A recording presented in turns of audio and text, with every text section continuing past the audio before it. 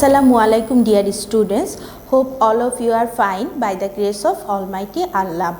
Welcome to NIEVS Homeschool. I am Naima Akhtar Tisha, Assistant Teacher Science, Morning Shift of National Ideal English Version School. Today I am going to take class 9 chemistry class based on chapter 2. Let's start our class.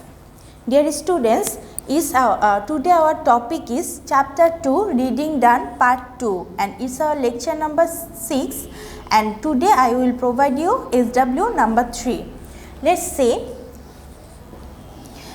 in your previous class we have discussed about diffusion. Now we will do an experiment.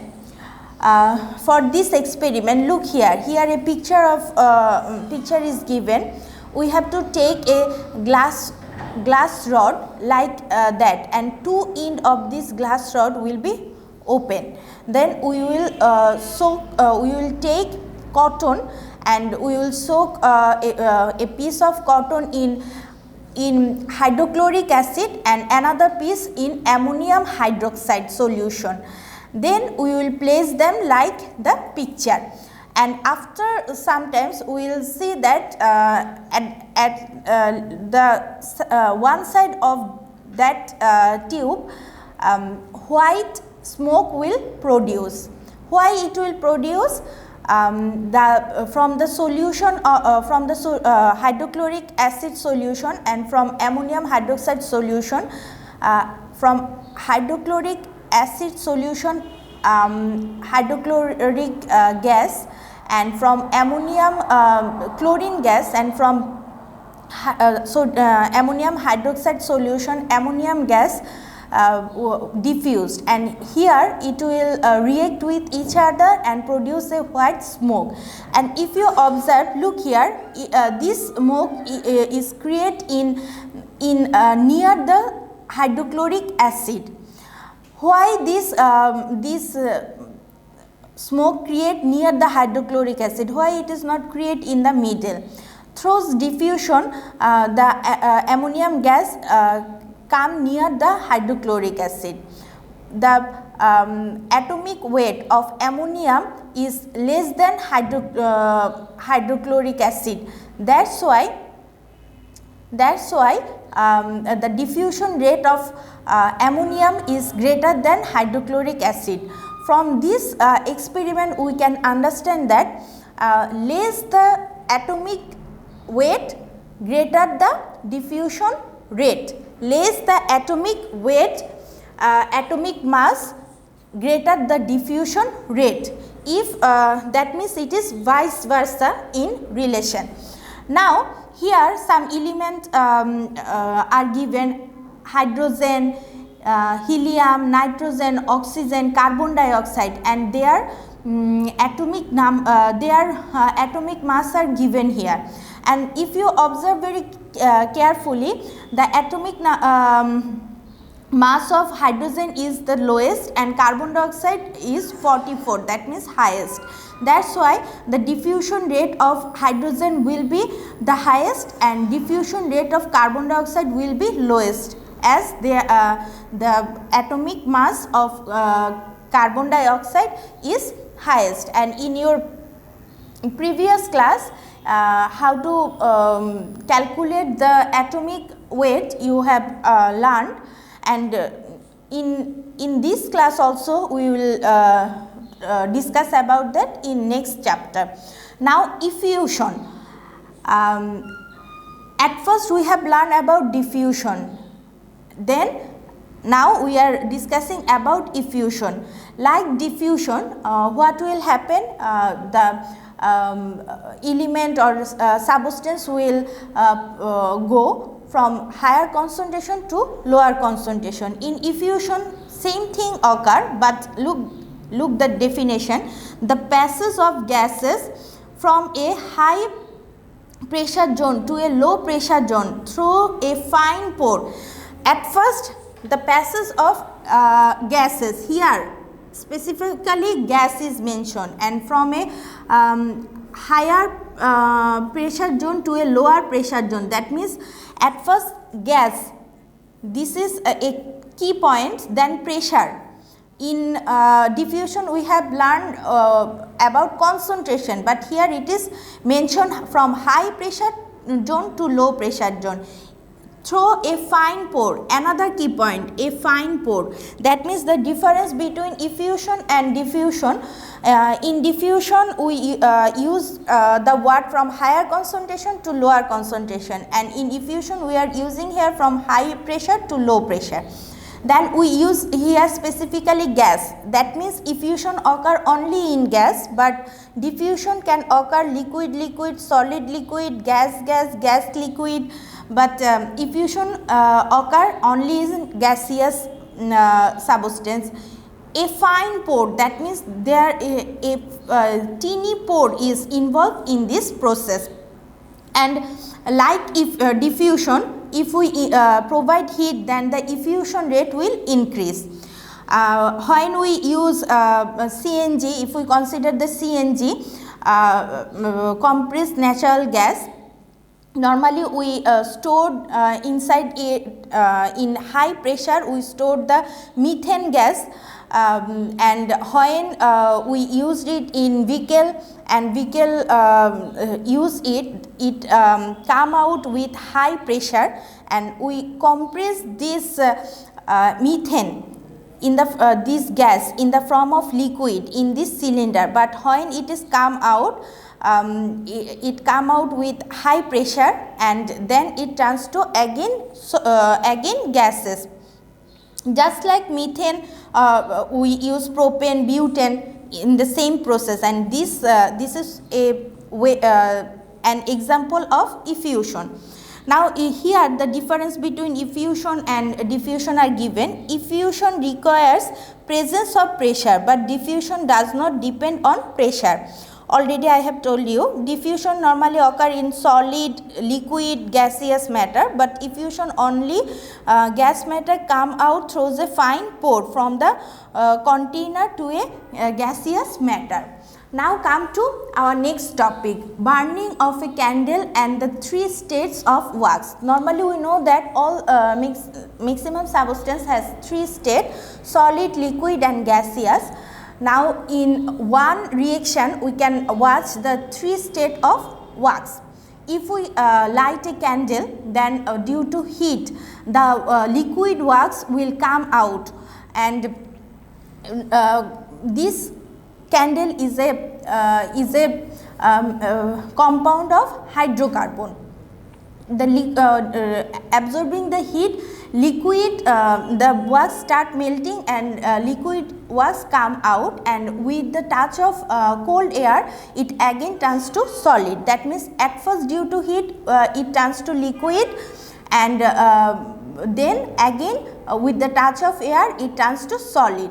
And some wax due to heat, liquid wax due to heat become vaporized, and that vapor in that vapor hydrocarbon compound react with air and produce carbon dioxide and carbon monoxide. That means here at the same time we can see the solid, liquid and gaseous state of wax. Now come to melting point and boiling point. You have learned about melting and boiling point in your previous class. The process of transforming a solid matter into liquid by means of applying heat is called melting. At a normal pressure, the temperature at which a solid matter turns into liquid state is called the melting point of that matter. At first when it start to melt, it is melting, that is called melting, and at which temperature it start to melt any solid substance is known as, that temperature is known as melting point. But here pressure must be constant, because we know that due to pressure melting point and boiling point will be changed. And in case of any pure molecule, in case of any pure molecule, melting point and boiling point always will be fixed.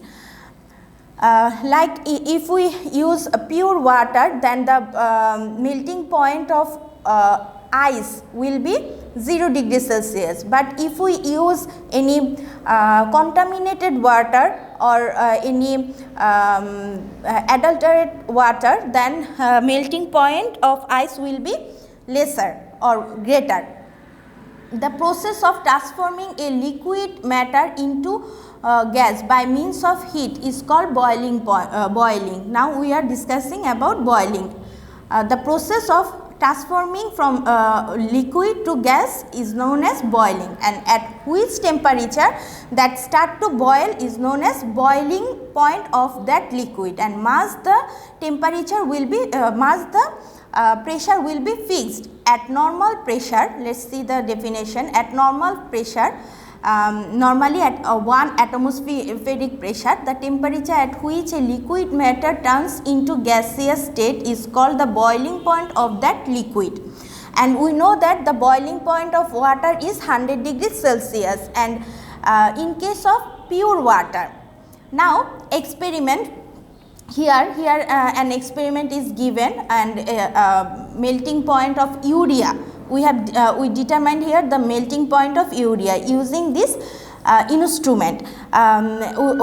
We take this instrument, watch glass, urea, liner, stand and burner, then provide heat here, and urea at 133 degrees Celsius is start to melt. As it by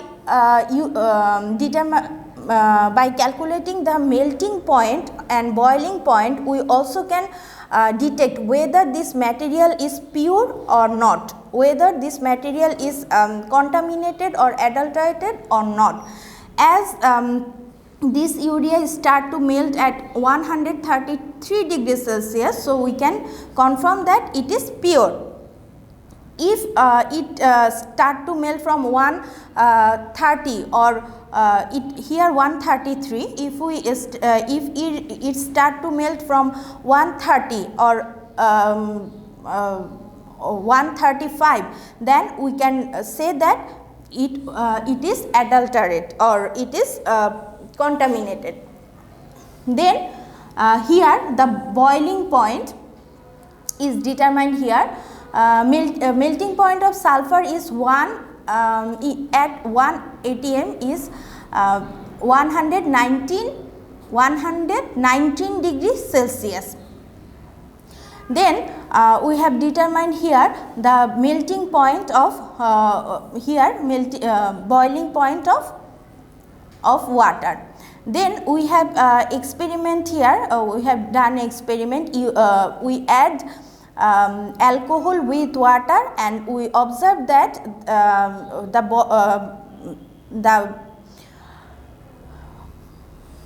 the boiling point of water has changed. That means due to this alcohol, the boiling point of water has changed. So dear students, today we have learned about what is an experiment of diffusion rate. And we have learned that we come to learn that greater the atomic mass, lesser the diffusion rate, and lesser the atomic mass, greater the diffusion rate. That means relation is vice versa. Then we have come to know about the diffusion rate of hydrogen and carbon. Hydrogen will be the highest diffusion rate and carbon lowest, as its atomic mass is highest. Then effusion, and then we have learned what is effusion, and we come to know that there are some condition for effusion. It must be gaseous material, then pressure will be from higher pressure zone to lower pressure zone it will go. Then a fine pore will present through which that effusion occur. Then we have learned here about the difference between effusion and diffusion. Then we have see in burning condition how solid, liquid and gaseous state of wax can stay. Then we have learned about what is melting and boiling, and what is melting point and boiling point. Then we have learned some melting point of urea and sulfur, and we also have learned how we can detect whether any element is or any compound is pure or not by using melting and boiling point. Now dear students, here for today, for based on today's topic you have to do your SW number 3, 5 knowledge base question. 5 knowledge based question. You have to do 5 knowledge based question. So dear students, I hope you have understood today's topic. Keep practicing at home, stay at home and stay safe. Thank you.